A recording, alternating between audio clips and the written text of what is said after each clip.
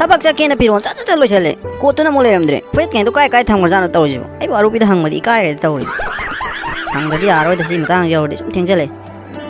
kai da bu thama mi jana ma bu ubu da sum ta yaw de gyan ta de tawri ai ma ngon da hang lage sum theng gi dore na tra de arupi ta bram ta law tamo kari no theng dre bo si po lotion bi da pham lei du bo kai dawrage lotion ba do ni ya da dan lei ji ai kot ngai to kai thang rage phoi ka to bo am ta lei tri ji ubu du su yaw de kai tham ge nam go ai na thama bo jai jing loi ma pham kai kai mi soi ram me phang de thi bo kai tham ge nam go tamo na thami sing do sum yeng ba da nuai je na ai na loi na ma pham sem do khra ba ni ba na sem ga tham mani upu di yaw ni tamo na thi ba sum phang ma ai pu thora ge tamo pu thoro am ta sat ai theng ram ni tawri ji se tamo sida lei re tamo na som na kan gi upu du de sung yeng dre aduna ne adu da tham ba ni se theng ki dore sa lotion biro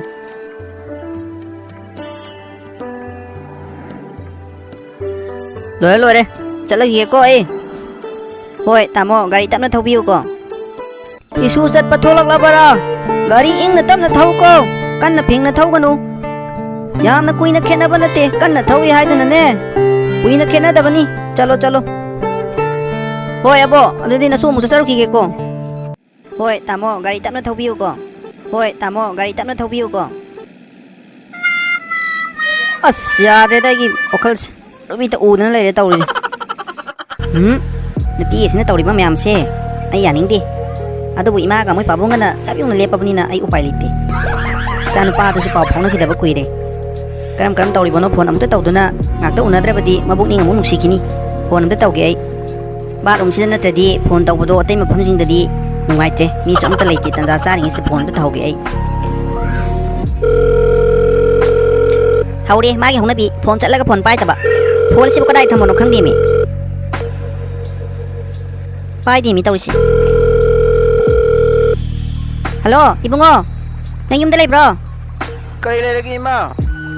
o ima ga he una mapham do hoi ma wow adu da ngakta una si hoi ma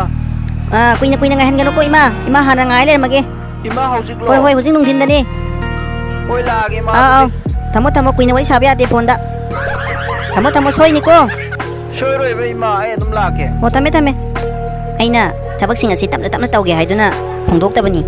akhoi gi imung asida aina putliba tawriba mayam se makoi hujik loina thajare aibo aina phattaba tawrakani haibagi wakhal amata laitre matang asi sap chare aina tawning ma thabak tawba yarani hujik aina utliba tawriba mayam se makoi loina hujik thajarabani aduna aina tawning ma kusi tawbada loina yarani aisu matam kuina di moi bu thajana ba honadana macha sing se loina luna tawdana loina hujiti yare dana ai bu loina thajare aduna aina hujik chathaga da thabak mayam leidi matang tawragi makoi bu aina tawning ba tawbada loina yarani chage pa maning ma loina tumani magi macha si khakta thabak loina mon sinabya bro ai on su saruk tang khai ma pire dana huji ai so yaw di mana kusi tawya dre nei mana su tawya dre aina su kusi tawya dre aduna ai gi oina di ai isan pada tawdabni aduna huji ai gi thabak mayam tawdaw leidi matang tawba yarani moina aina tawbani ha ma thajara roi timing si chap charabani ahan bada aina tawdaba thabak se machan pi ma leidi se asi hana mayum palanna ba honaba aduga mathang di tamna adum tawrage ima sida hairage chan pi se mayum panaba tawrsi matam hen kidore na ai ima da thausalage aduga rong khrage ma so leitradi aina tawning ba tawbada loina yarani cha masunu pi si so aina hairi yarakani hujikti chan pa sungai chan pi si sungai aina haibada ngang da loi da amta leitre ai bu mana thajarabani na chan pi si lung kina bahana honarage ima namong pi ma dang si diwam ta hodok kena karino hayo la o chida phamula wo ima da karino nang na haini bado hayo la wo ima chan pi mala se thajai on jabagi matam yaure ima ado ma sum leirabadi hayang pharak ta gidan to kani ma si lung bina ba tawrse ma ima di isu si lung bagi thabak thoram tawbada ima di kari bu hai ga dabano khangre da mahanga tawri ba thabak sing asi ga hayang mi gi mayum da tawru ga dabado ima loina ure aduna ma bu thajai on jabase ima di ai di matam si kitang ngalibra hai na khalli kara tambi ki si hai tribu tawri ba mayam se ma na sat libra se sajak se mi mayum du da yaroi ne he Karino khara takpi tambidana hairaba matungda tawsine ima masana maraina adum leikhrakanda haijarakani da moigi mana leirudri imungdugi mi sinduna su adum takpaga tamma tawjakini da ima adugi adum khalla leiradi adum leirani mem pama khangaroina tawbani ma aduda luribadi mahanga tawriba licha sajase migi mayumdudadi yaroini he sekel lama phau leiba yaroini he nangbo adugi khalubada ima hoi haiba ngamdribani he ibungodo laklagane horen nungdangda khanarasi hoi ima adudi horen moi papong halaga nungdangda khanarasi ima ado sumna sum thamadi yaroeba aduna magi phanaba khalai ni ma adu ima ngatang phambi hokoko karino imau nupi asina isu nupi asi bo amuk mayum paning halibasina su nupi asina marol ama thaba ingkhang kari mata su haite kebaga ngawbaga langbaga da leiriba sibu hayeng migi mayum madu da leiruraga aikoi punamak pu sen thanaba thabak ni ne makna sillibase khara takpiu tambiu haibasu adum mana jaini luna tawribani haiduna as ai khangre da tawrise sanupa halaklaga horen tanarage tamona thamisingdo sum yengbada nungaite na ina loina mafam semdokrabane bana semga thamani upudi yawani tamo bangrene ai wakhal jadreda rabi ngata ngai tawrise yumda hanmana pada mala sidi yumda halage ai kanda da sinarmage aduga ngasi de khara ngan halage na hai kanda da hairage kanta o kanta ta bom da sango sir ai bu ko bi bro aw ko we ngasi di ai kitang ngan hange tawba ado thabak singse nakoi phajana ta horo ai ngasi gi di ngan handaba yadre haksang sin nungai treba ko oi sir ko ka sepa nungai gadro ai na dum thilloro sir yani ai tom ta dum chatpa ngamani ado ai chat khrai duna nakoi thausa da ba tawnanu thabak singa do phajana loisilo ko chalo yare loisin jaru ro thabak to oh sana dum mi tom ta chatpa ngamni haradi pare sir aduda ngamloidaba orabadi ai tawbani sir ai khoi thabak singa se dum phajana tawjage sir adudi thabak singa se khita loisin jaru khige sir oh pare loisilo ro ai gi wakhal sina arubi da khanduna leiriba ai gi mitsida adum thoktuna mana uriba sibu aibu mabu tasena nusiba habudo oiriba natraga karino aibu sayumna chatlaga arubida punamakse hairurage ai gonda tawriba magi saktam uduna thoktuna leiriba mayamase mangonda phongthoklaga phabra yengi mabu nusibagi sumala aina khalle bokhalse ado yum yobaga hairaga wari sings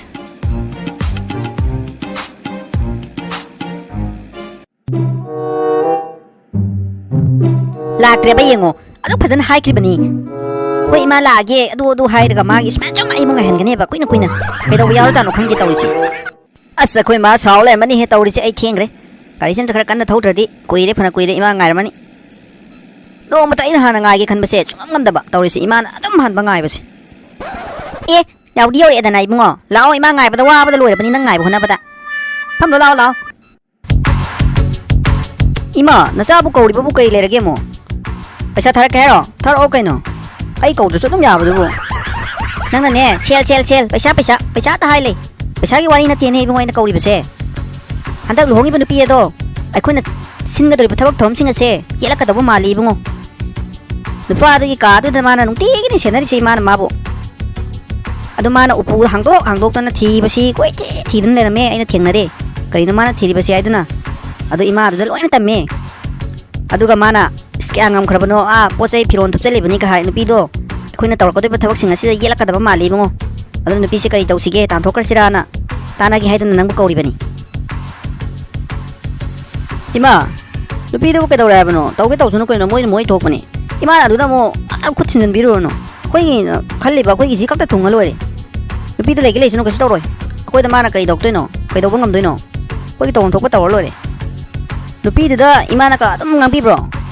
ngang sakna ka tawbiru no ko mai thokpa dum tawsuno ba kari no moi thokpane koina khoi gi ni ngang sakna kaim tawrno ima gi lebam thokpa leyo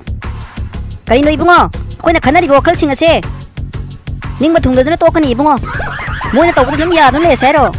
masu sahi koina khange dana moina yana ba moina phana khanna ba hona bada ado hojikti akoi ai bu phana loina khalabani koina tawnem ko si tawbadane koina aina tawbani haina kai chu khalaroi dam ado nupi ese leirabadine nupi ese na mu yela kadori aduna ni iman haiba mayamse ima nupi ese na kai chu to oiba mas mai thokpa dum leisunu moi thokpa leina suno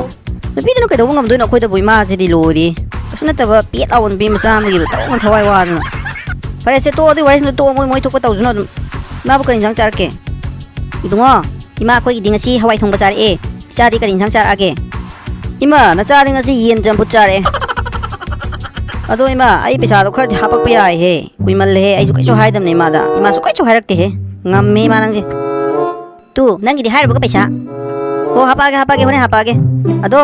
ꯏꯃꯥꯁꯤꯗ ꯀꯨꯏꯅ ꯂꯩꯊꯣꯛꯄ ꯌꯥꯗꯦ ꯏꯃꯥ ꯆꯠꯂꯨꯈꯤꯒꯦꯀꯣ ꯑꯗꯨꯝ ꯃꯔꯛ ꯃꯔꯛꯇ ꯄꯥꯎ ꯐꯥꯎꯅꯁꯤ ꯅꯪꯁꯨ phone ꯁꯨꯡꯇꯧ ꯇꯧꯔꯛꯇꯦ ꯑꯗꯣ ꯐꯩ ꯐꯣꯟ ꯇꯧꯔꯛꯇꯕꯗꯣ ꯑꯩꯅꯅꯦ ꯄꯥꯎ ꯐꯥꯎꯅꯅꯤꯡꯕ ꯀꯥꯟꯗ ꯏꯃꯥꯅ ꯍꯦꯛ ꯇꯧꯔꯛꯄ ꯑꯗꯨꯃꯥꯏꯅ ꯁꯨꯝ ꯍꯥꯏꯔꯛꯀꯦ ꯐꯔꯦ ꯏꯃꯥ ꯆꯠꯂꯨꯈꯤꯒꯦꯀꯣ ꯅꯪꯁꯨ ꯆꯠꯂꯣ ꯀꯨꯏꯅ ꯂꯩꯊꯣꯛꯑꯅꯨ ꯏꯃꯥ ꯆꯠꯂꯣ ꯄꯩꯁా ꯊꯥꯔꯛꯄ ꯀꯥꯎꯅꯤ ꯏꯃꯥ ꯅꯨꯡꯁꯤꯕꯤ ꯆꯠꯂꯣꯀꯣ ꯑꯩꯁꯨ ꯆꯠꯂꯒꯦ ꯑꯩꯅ ꯍꯥꯏꯕꯈꯩꯗꯤ ꯂꯣꯏꯅ ꯑꯔꯨꯕꯤꯅ ꯃꯊꯪ ꯇꯧꯗꯤ ꯇꯧꯔꯤꯗꯅ ꯑꯁ ꯑꯩ ꯌꯥꯝ ꯍꯔꯥꯎꯋꯦ ꯑꯗꯣ ꯑꯩꯈꯣꯏ ꯏꯃꯥꯅꯗꯤ ꯈꯪꯗꯕꯅꯤꯅ ꯂꯣꯏꯅ ꯃꯥꯅ ꯑꯣꯏꯅ ꯊꯤꯡꯗꯅ ꯄꯥꯅꯗꯅ ꯂꯩꯔ ꯃꯥꯜꯂꯦ ꯏꯃꯥꯗ ꯑꯝꯇꯪ ꯍꯥꯏꯗꯣꯛꯄ ꯌꯥꯔꯗꯤ ꯐꯗꯧꯅꯦ ꯑꯗꯨꯕꯨ ꯑꯩꯅ ꯅꯤꯡꯖꯕꯁꯤ ꯊꯨꯡꯗ꯭ꯔꯤ ꯐꯥꯎꯗꯤ ꯍꯥꯏꯗꯣꯛꯑꯔꯣꯏꯒꯦ ꯏꯃꯥꯗ ꯑꯩ ꯌꯨꯝ ꯌꯧꯕꯒ ꯃꯦꯁꯦꯖ ꯊꯥꯗꯕ ꯌꯥꯗꯦ ꯃꯉꯣꯟꯗ ꯅꯤꯡꯍꯟꯅꯕ ꯌꯥꯗꯦ ꯅꯪꯅ ꯇꯧꯔꯤꯕ ꯊꯕꯛꯇꯣ ꯊꯤꯒꯗꯕꯅꯦꯅ ꯍꯥꯏꯗꯅ ꯍꯥꯏꯔꯒꯦ ꯏꯅꯝꯃ ꯁꯈꯤ ꯍꯣꯏꯗꯅꯦ ꯉꯥꯛꯇ ꯆꯪꯂꯒ ꯅꯨꯄꯥ ꯑꯐꯕ ꯑꯝꯇ ꯂꯩꯕ꯭ꯔꯥ ꯀꯥꯏꯅ ꯑꯝꯇ ꯍꯪꯂꯨꯈꯤꯒꯦ ꯌꯨꯝꯗꯒ ꯑꯝꯇ ꯆꯠꯂꯩꯔꯣꯏ ꯑꯩ ꯏꯃꯨꯡꯒꯤ ꯃꯤ ꯑꯃꯠꯇ ꯂꯩꯇꯕꯒꯤ ꯇꯥꯟꯖꯥ ꯂꯧꯗꯨꯅ ꯑꯔꯨꯕꯤꯅ ꯁꯥꯏꯑꯣꯟꯗ ꯐꯣꯟ ꯇꯧꯒꯦ ꯍꯥꯏꯅ ꯈꯜꯂꯝꯃꯤ ꯑꯗꯨꯒ ꯐꯣꯟ ꯇꯧꯔꯒ ꯂꯥꯎꯠ ꯁ꯭ꯄꯤꯀꯔ ꯊꯥꯗꯨꯅ ꯋꯥꯔꯤ ꯁꯥꯟꯅꯔꯝꯃꯤ ꯇꯥꯃꯣ ꯁꯥꯏꯑꯣꯟꯁꯤ ꯐꯣꯟ ꯄꯥꯏꯗ꯭ꯔꯤꯁꯤ ꯀꯔꯤꯒꯤꯅꯣ ꯃꯤ ꯑꯃꯠꯇ ꯂꯩꯇ꯭ꯔꯦꯅ ꯑꯩꯅ ꯁꯣꯝꯗ ꯇꯥꯃꯣꯁꯨ ꯊꯕꯛ ꯆꯠꯊꯣꯛꯈ꯭ꯔꯦ ꯏꯃꯥꯁꯨ ꯊꯕꯛ ꯆꯠꯊꯣꯛꯈꯤ ꯃꯂꯥꯁꯨ ꯂꯩꯇꯦ ꯑꯕꯣꯛꯁꯨ ꯂꯩꯇꯦ ꯇꯥꯟ ꯆꯥꯔꯦ ꯍꯥꯏꯗꯨꯅ ꯐꯣꯟ ꯇꯧꯔꯤꯉꯩꯁꯤꯗ ꯃꯥꯅ ꯄꯥꯏꯔꯛꯇ꯭ꯔꯤꯁꯤꯕꯣ ꯇꯥꯃꯣ ꯌꯥꯝ ꯊꯥꯖꯗꯤꯌꯦ ꯑꯔꯨꯕꯤ ꯀꯃꯥꯏꯅ ꯇꯧꯔꯤꯅꯣ ꯑꯩ ꯇꯥꯃꯣꯗ ꯋꯥ ꯑꯝꯇ ꯍꯥꯏꯒꯦꯅ ꯗꯥꯏꯔꯦꯛ ꯑꯣꯏꯅ ꯐꯣꯟ ꯇꯧꯔꯛꯑꯕꯅꯦ ꯍꯥꯏꯔꯛꯑꯣ ꯑꯗꯨꯔꯣ ꯇꯥꯃꯣ ꯑꯩꯅꯅꯦ ꯇꯥꯃꯣꯅ ꯇꯧ ꯍꯥꯏꯕ ꯊꯕꯛꯁꯤꯡꯗꯣ ꯊꯤꯌꯨ ꯍꯥꯏꯕꯁꯤꯡꯗꯣ ꯂꯣꯏꯅ ꯊꯤꯔꯦ ꯑꯝꯇ ꯂꯩꯇꯦ ꯐꯪꯗꯦꯕ ꯇꯥꯃꯣ ꯑꯗꯨ ꯀꯃꯥꯏꯅ ꯇꯧꯗꯣꯏꯅꯣ ꯑꯩꯕꯣ ꯅꯪ ꯐꯖꯅ ꯌꯦꯡꯉꯝꯃꯔꯣꯏꯅꯦ ꯌꯦꯡꯉꯦ ꯇꯥꯃꯣ ꯑꯩꯅ ꯌꯦꯡꯗꯕ ꯊꯤꯗꯕ ꯃꯐꯝ ꯑꯝꯇ ꯂꯩꯇ꯭ꯔꯦ ꯂꯣꯏꯅ ꯊꯤꯔꯕꯅꯤ ꯑꯝꯇ ꯐꯪꯗꯦꯕ ꯑꯔꯨꯕꯤꯅ ꯋꯥꯔꯤ ꯁꯥꯟꯅꯔꯤꯕ ꯃꯌꯥꯝ ꯑꯗꯨ ꯃꯅꯤꯊꯣꯏꯕꯅ ꯍꯧꯕꯗꯒꯤ ꯂꯣꯏꯕ ꯐꯥꯎ ꯂꯣꯟꯅ ꯇꯥꯔꯝꯃꯤ ꯋꯥꯔꯤꯁꯤꯡ ꯑꯗꯨ ꯇꯥꯔꯨꯕꯗ ꯃꯅꯤꯊꯣꯏꯕ ꯁꯥꯎꯕꯗ ꯂꯣꯏꯈ꯭ꯔꯦ ꯇꯥꯃꯣ ꯑꯩ ꯊꯣꯛꯂꯛꯄꯗꯣ ꯐꯔꯛ ꯇꯥꯗꯧꯕ ꯃꯥꯜꯂꯦ ꯇꯥꯃꯣ ꯅꯪ ꯅꯨꯄꯥꯗꯣ ꯄꯥꯝꯃꯦ ꯅꯨꯡꯁꯤꯔꯦ ꯅꯠꯇ꯭ꯔꯣ ꯅꯠꯇꯦ ꯇꯥꯃꯣ ꯑꯗꯨꯒꯤ ꯋꯥ ꯅꯠꯇꯦ ꯀꯔꯤꯅꯣ ꯅꯪꯅ ꯑꯩꯈꯣꯏ ꯏꯃꯨꯡꯁꯤꯗ ꯁꯥꯟꯅꯔꯤꯕ ꯂꯤꯂꯥꯁꯦ ꯏꯪꯅ ꯆꯤꯛꯅ ꯅꯨꯡꯉꯥꯏꯅ ꯄꯥꯟꯖꯔꯝꯃꯤꯕ ꯏꯃꯨꯡ ꯑꯁꯤ ꯅꯪꯅ ꯄꯨꯡꯊꯨ ꯊꯨꯒꯥꯏꯅꯕ ꯀꯔꯝꯕ ꯅꯪꯒꯤ ꯂꯥꯂꯣꯡꯅꯣ ꯅꯪꯅ ꯋꯥꯔꯤ ꯁꯥꯟꯅꯔꯤꯕ ꯅꯨꯄꯥꯗꯣ ꯀꯅꯥꯅꯣ ꯍꯥꯏꯌꯣ ꯑꯔꯨꯕꯤꯅ ꯁꯥꯟꯅꯈ꯭ꯔꯤꯕ ꯋꯥꯔꯤꯁꯤꯡ ꯑꯗꯨ ꯃꯅꯤꯊꯣꯏꯕꯅ ꯂꯣꯏꯅ ꯇꯥꯍꯧꯏ ꯍꯥꯏꯕ ꯋꯥꯐꯝ ꯑꯗꯨ ꯇꯥꯕꯗ ꯑꯔꯨꯕꯤ ꯇꯧꯐꯝ ꯈꯪꯗꯅ ꯌꯥꯝꯅ ꯄꯥꯈꯠꯅ ꯂꯩꯔꯝꯃꯤ ꯁꯠ ꯈꯨꯝꯃꯨꯅꯦ ꯍꯥꯏꯌꯨꯅꯦ ꯀꯩꯅꯣꯅꯦ ꯇꯨꯃꯤꯟ ꯂꯩꯗꯨꯕꯣ ꯀꯅꯥꯅꯣ ꯍꯥꯏꯌꯣꯕ ꯅꯨꯄꯥꯗꯣ ꯀꯅꯥꯅꯣ ꯅꯪꯒ ꯋꯥꯔꯤ ꯁꯥꯟꯅꯔꯤꯕ ꯅꯨꯄꯥꯗꯣ ꯑꯩꯉꯣꯟꯗ ꯍꯥꯏꯌꯣ ꯑꯩ ꯅꯪꯅ ꯋꯥꯔꯤ ꯁꯥꯟꯅꯕ ꯍꯧꯕꯗꯒꯤ ꯂꯣꯏꯕ ꯐꯥꯎ ꯇꯥꯍꯧꯔꯕꯅꯤ ꯀꯩꯅꯣ ꯇꯥꯃꯣꯁꯤꯕꯨ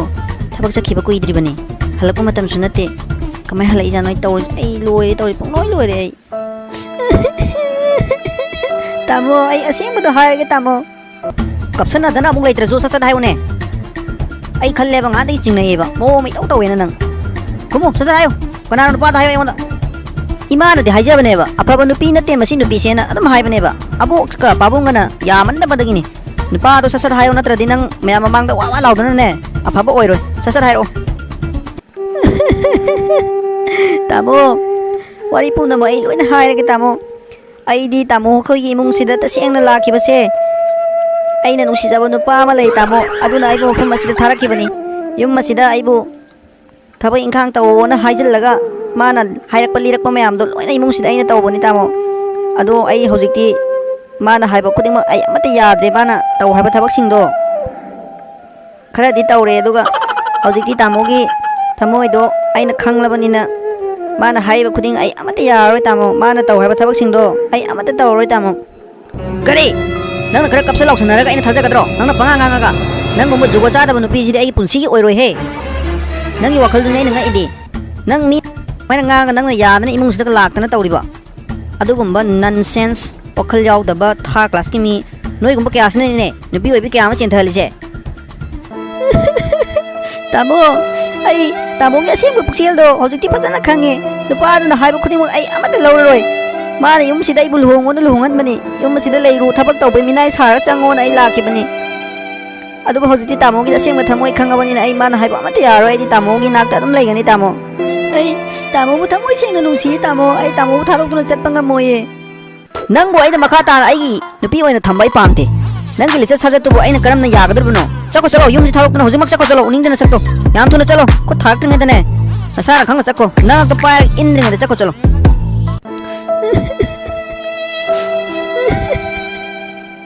ꯑꯥꯏ ꯀꯩꯗꯧꯔꯒꯦ ꯅꯪꯕꯨ ꯀꯞꯇꯨꯅ ꯑꯃꯨꯛ ꯂꯩꯔꯤꯕꯗꯨꯕꯨ